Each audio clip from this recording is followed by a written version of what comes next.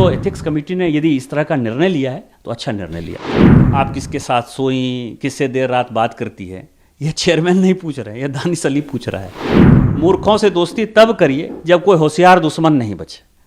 तो मुझे लगता है कि महुआ मैत्रा के जितने दोस्त हैं उसका चीरहरण वही कर रहे हैं। ये सवाल पार्टी पॉलिटिक्स का नहीं है, बीजेपी टीएमसी का नहीं है, बीजेपी कांग्रेस का नहीं है, पक्ष और विपक्ष का नहीं है।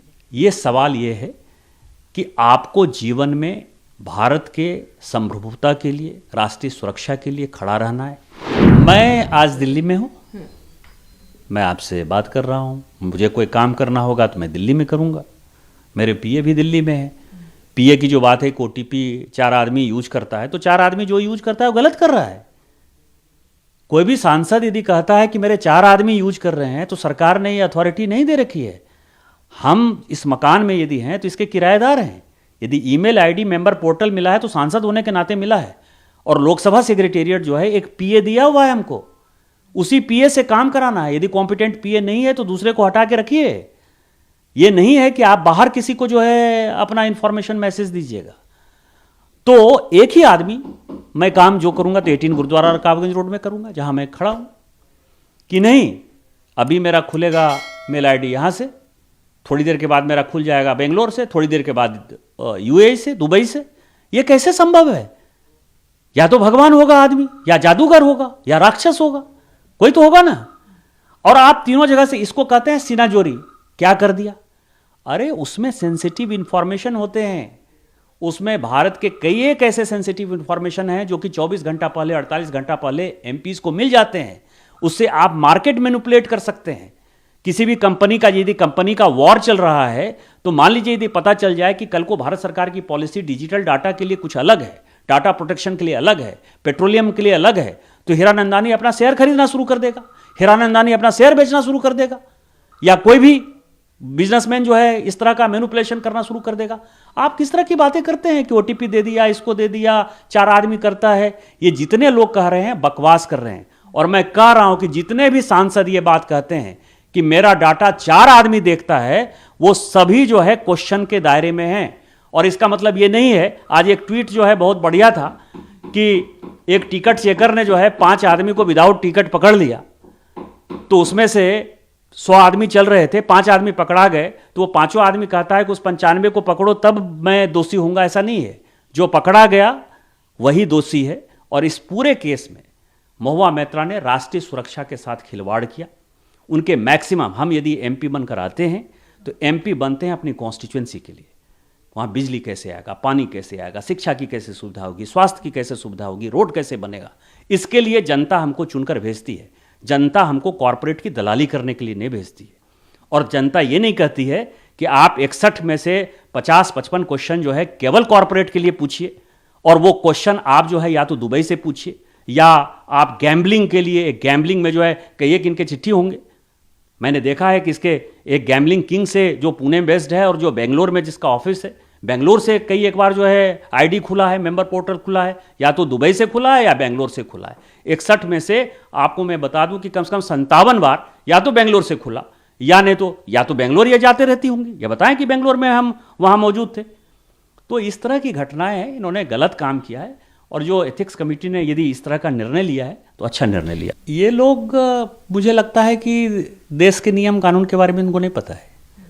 एपोस्टाइल कन्वेंशन है 1961 का, वो ये कहता है कि आप यदि विदेश के भूमि से कोई भी चीज़ नोटराइज्ड करते हैं, कॉन्सुलेट जनरल के सामने यदि आप साइन करते हैं, उनको एक्सटर्नल अफेयर्स मिनिस्ट्री का रिपोर्ट पढ़ा ही नहीं ना।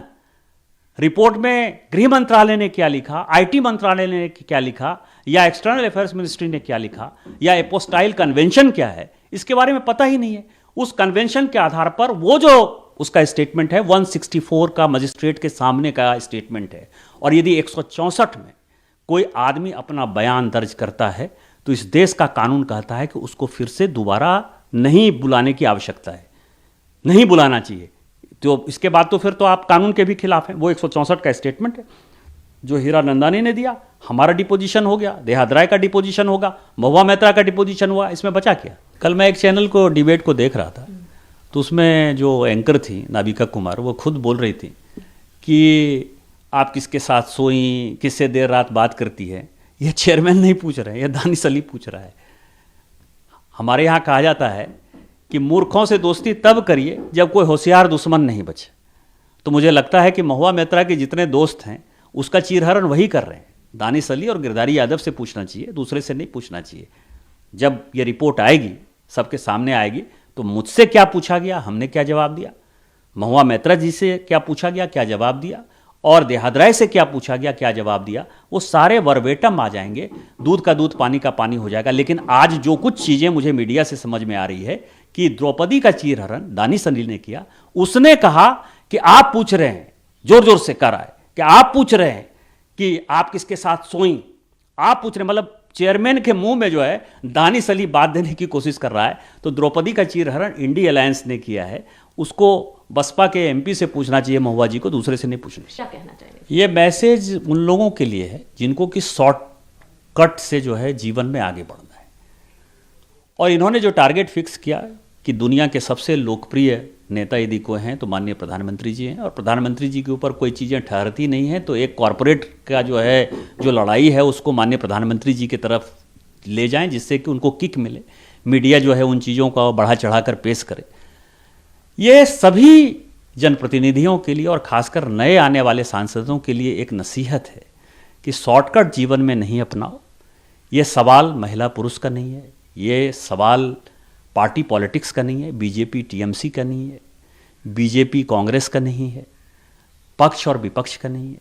ये सवाल ये है कि आपको जीवन में भारत के संप्रभुता के लिए, राष्ट्रीय सुरक्षा के लिए खड़ा रहना है, भ्रष्टाचार नहीं करना है, किसी कॉरपोरेट की लॉबी नहीं करनी है, किसी कॉरपोरेट का टूल नहीं बनना है। यदि आप टूल बनोगे तो एक न एक दिन पकड़ाओगे, और इतना बड़ा जो सम्मान आपको मिला है, 140 करोड़ लोगों में से आप 543 लोग में एक आदमी लोकसभा जीत कर आते हो, ये सम्मान चला जाएगा और ना माया मिलेगी ना राम मिलेगा।